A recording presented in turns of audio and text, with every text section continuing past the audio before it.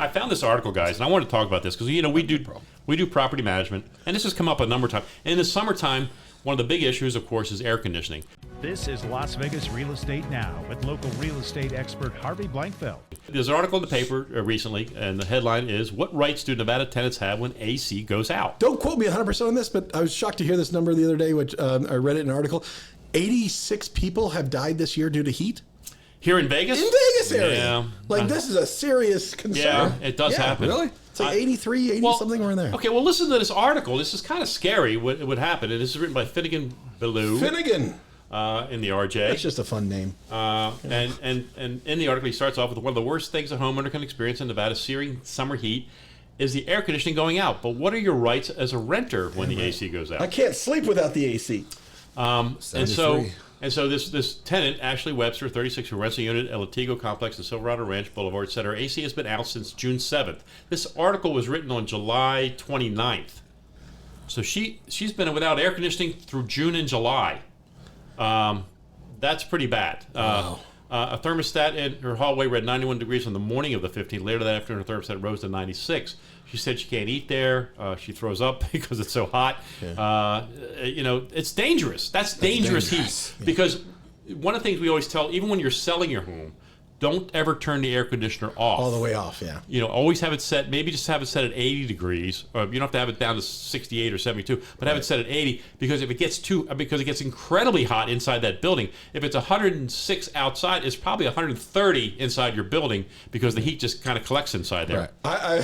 I did this once when I went on vacation for a week. I turned the AC off completely, came back to a house of melted candles and everything like this. And it took hours for the house to cool back down. Oh, absolutely. You do not want to turn the AC off. Just don't do it. Now, here's somebody who's renting a home, and apparently the landlord and or the management company is not addressing their concern with regard to AC. So what happens? So here's what when essential services go out, landlords have 48 hours. You asked me this beforehand, and I said 48. 48, good job. From being notified to fix the issue or best effort attempt to. Now, we have to make our best effort to attempt to fix it. What does that mean? That means we got to send a vendor there and get it fixed. Right. I mean, we can't just say, well, I'm going to call somebody in a couple days for it. No, it's got to get fixed. If adequate temperatures aren't made in that time, the tenants can take a few different avenues, including withholding rent or moving to comparable unit or suing for damages. Look, the tenant has rights. They could. There's a hand. First of all, don't pay the rent. I would support that in this case. You don't have air conditioning, don't pay the rent, particularly if it's for this period of time. All right, but if my AC's out 2 days, I don't have justification to not pay the rent. No, you don't. Right. Let's put a little caveat on this. No. Now, this is for weeks, though. This is weeks. Yeah, sure, yeah. Now, a month and a half. Now, what they're saying, apparently what happened was they did send a vendor out, but he didn't do the right thing. That doesn't matter. The landlord has some responsibilities to this tenant to create a habitable unit. That has to be habitable. And whenever it's not habitable, the tenant does not owe rent. They don't. I mean, the landlord's given a grace period, a few days to get things done. They can't. And also, that 48 hours, weekends don't count.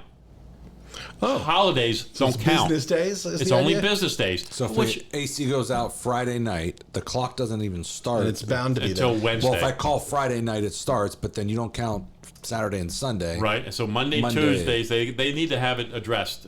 Now, look, for me, I don't want my tenant that unhappy. I'm doing property management. First thing I'm going to do is get them a temporary unit. We have temporary units we keep a little portable air conditioning unit. So at least somewhere in the home will not be crazy hot. Yeah. And they can move it into their bedroom. They can put it out in the family room, take it with them wherever they're going to be, and they can have something in the meantime. And the second thing is get a vendor out there as quickly as possible. Now, vendors, this time of year, honestly, it's hard to get them to react quickly because they've got 73 calls to get to today. Because everybody's air conditioning's out.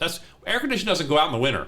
Yeah, it doesn't, right? It goes out when it's 112. That's when it goes out. What about the mitigating factor of, I've got 2 AC units. My upstairs is working. My downstairs is not.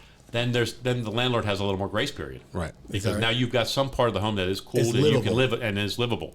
So yeah, when you have multiple units, that's a great question. And I've had tenants come to me and say, hey, my downstairs unit's not working. I said, well, as long as your upstairs unit's working, then you've got someplace you can get some cool, then you're okay. Right. And by the way, that upstairs unit can send cool downstairs too. Of course. It's just going to work a lot harder, and probably it's going to break if we don't get it fixed soon. And that's why the landlord wants to get it fixed quick, because they're going to wind up blowing 2 units. Absolutely. Ultimately, and most times, a lot of landlords will have a warranty, so they're not going to have to come out of pocket too much necessarily. But if they don't, they got to pay. Can I ask my landlord to put me up in a hotel room?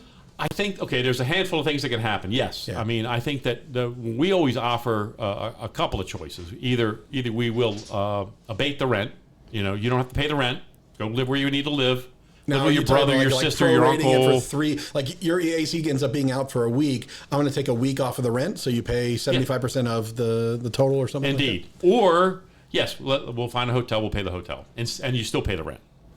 So it's one or the other. Right. Makes sense. And that's what we as a management company, that's what we would do. And we would hold the landlord accountable to that until it gets fixed. Yeah. Now, so the landlord doesn't want that to go on very long because they're not getting rent. So we, as a management company, I'll take that perspective. Now, legally, I have 48-hour grace period, but I'm not waiting 48 hours. We're going to get that done now. I get a call on Friday night, Rick. Yeah, I'm going to call the AC company then. They may not get there till Monday, though. I may not be able to get them there on the weekend. There are 24-hour AC places. And there are, like but they're very busy. But they're busy. That's the thing. And there's really not enough of them to cover this kind of demand required this summer because they don't have any business in the winter. You know, so it's kind of like it's a catch-22 for them. Can I get any help for my renter's insurance? Yeah, very often your renter's insurance will cover that expense for you if the landlord's not. You know? So, like, to be able to temporarily go somewhere else, that renter's policy might pay for that. So if you're renting a property and then you have your renter's insurance, you might want to call your insurance agent to find out if that you've got that kind of coverage, and you may want to add it because you don't want to count on the landlord to do the right thing. You don't want, and I don't want you to get sick.